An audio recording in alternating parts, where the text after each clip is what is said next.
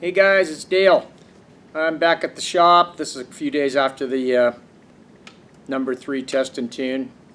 Before I show you some of the videos on the bike, I just wanted to tell you, kind of go over, it's so noisy out there, I thought I'd talk about it here a little bit first. So let me see, the bike ran pretty good. We got rid of the surging now, which is really nice. So the float bowls and moving the vent on the gas cap, the tube I moved down under the fairing, pointed it straight forward, just in case. Nigel Patrick, good friend of mine, you know who he is. We talked about that, and he had the same problem on his Pro Stalker years ago. So he suggested moving that, so I did, even though I ran it like it before. But the float bowls, you know, the billet bowls are about 3 times the volume. They seem to take care of it. So anyway, I kind of flubbed up. It was my fault on the first pass.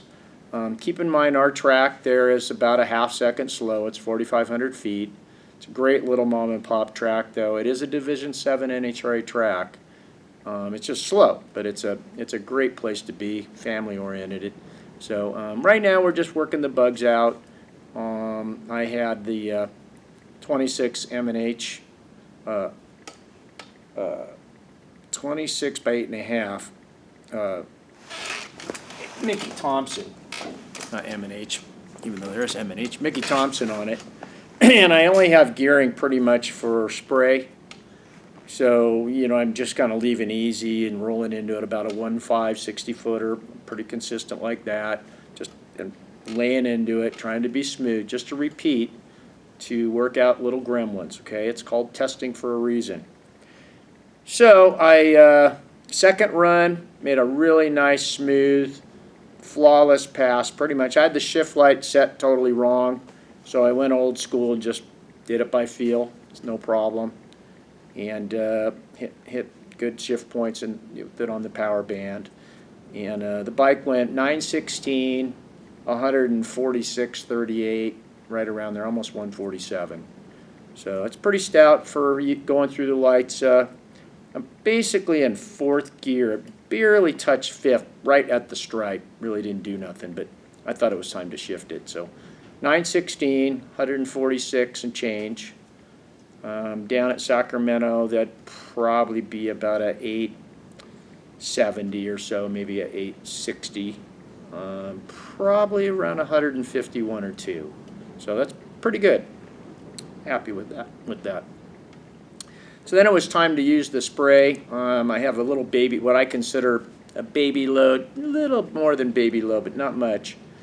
And my goal here is to make the bike go pretty fast and not have to run very much nitrous. So, you know, I tuned up the cylinder head quite a bit over the winter when I was going through the motor before I put it in the old frame. Did some epoxy work, raised the port floors up, and like I say, my carburetor's at a 23-degree angle. So that's why I think the float bowls, it did affect it. So anyway, so I made the third pass was with the bottle. And it was a total cluster. I took off, did the same leave, still 60 foot, about 151, fine, rolled into it just like it. And then I nailed the button. I have the option on the handlebars or up at the triple clamp, switch to the left, the button, switch to the right is in the throttle at half throttle with the cam in there with the micro switch. So use the button, you know, first time ever spraying it for years, just to make sure the systems work. But it wouldn't shift, so it shifted perfect without spray. But then when the shifter, you know, loads up a lot tighter when you're making a bunch of power, and I think even with the baby load, I wouldn't doubt this thing made 70, 80 horsepower more. Okay, and so it wouldn't shift. So I let off the button. I went old school, just throttle shifted it, you know, blipping. I foot shift the bike. I waited till 4th gear, got down there in 4th. Then I said, okay, it's time. Laid into the button, and the bike went 905, and it went 159.87 or something like that, 160. So it had a misfire in 3rd and 4th, kind of a misfire, still pulling like crazy because, you know, everything's whooshing by in the wind and everything when you get into it with the juice. So anyway, I go back, was going to make an adjustment on the shifter to make the kill time happen a hair earlier to unload it from the train and let it drop out of gear. Get up there, had one more chance to make one more run. It was a nostalgia race, and there was a lot of dragsters, neat stuff out there. So anyway, I tried to get up there, got up there, they waited for me, we're going to let me make another run. And no fire, no nothing, no ship light blinking, no power shifter, no dash, nothing. I said, oh great. So towed back, pulled the body off, and the fuses and fuse block little tangs on here were just hanging out in midair like the thing exploded. I'm surprised it even made it down through there. So that was the miss. It was not getting connection to the ignition. So I'll show you real quick. So yeah, you see this little pin right here? Where am I? There I am. That little pin goes down inside. It's hard for me to do this because it's kittywampus backwards. It goes down inside here in the little. Oh, this is ridiculous. I'm all screwed up. It goes in the.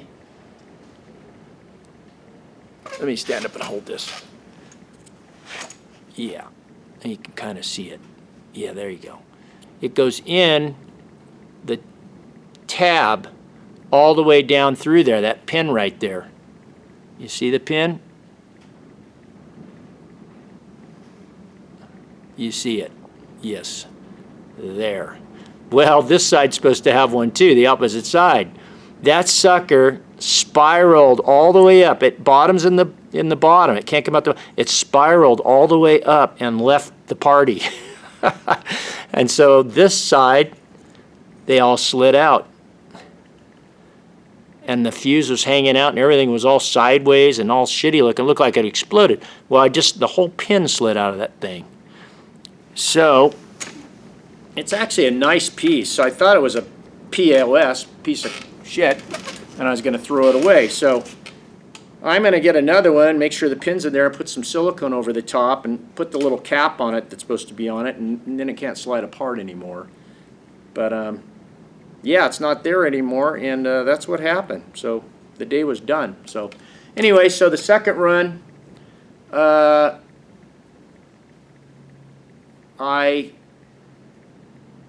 the second run, yeah, it went 905, 160. Yeah, I already told you that. So anyway, what I'm doing now is I'm going to go ahead and I'm going to grab the camera right here. I'm not going to edit this. So yeah, what I'm doing now is I got the tire on here. Let me turn this around so I can see the screen. So I'm going to the 9-inch 28 by 9 Goodyear. This is the same tire I used to run way back in the day when I ran the 9-inch tire Pro Mod class on the West Coast out here in the early 90s, 94, 95. So I got the same gearing. That's why it's geared so tall. This is what I have gearing for. I have several sprockets, 5 teeth either way here. So I'm going to put the bars on it, going to run this tire. I have my log book for all my passes before and, tuning and stuff. So, yeah, do that. And then I don't have a stutter box on it yet. I did buy one. It's here now, the one that Dynatech makes that you can add on to the 2000. So get that all set up, and hopefully June 11th we go out and we run it that way. Kind of want to run the 770 index class in the Pro Outlaw, Pro Western Extreme races they have out here. Tony and those guys, really nice. That's what Nigel's running real fast in the top Pro Extreme class. Pro Outlaw is the one down, 770 index. I don't really like index racing, but I may or may not do it, man. It just depends on what happens with our country and what happens with our gas prices. It's just getting out of control. You all know it. So meanwhile, I'll just go to the local track. It's about 45 minutes from my driveway, and we'll make some passes and just have fun. And who knows, I might turn this into my bracket bike and put a lot more gear on it and not run nitrous and have it just as a scramble button at top, right?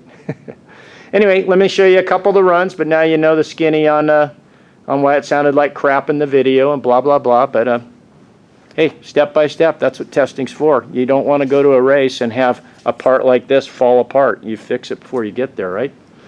All right, we'll talk to you later. Enjoy the video. Thank you, guys.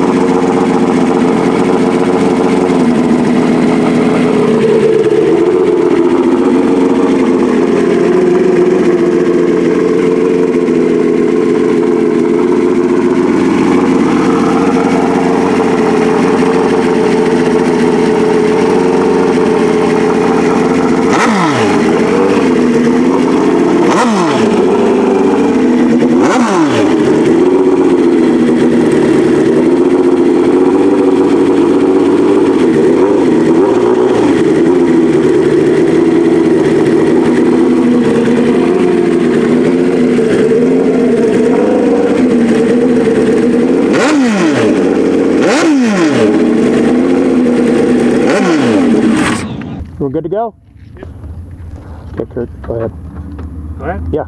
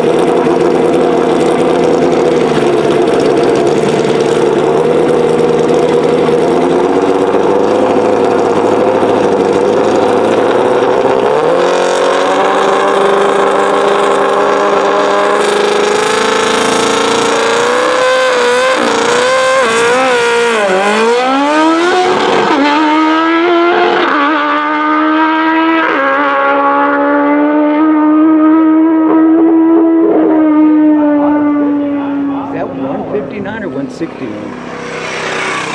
159.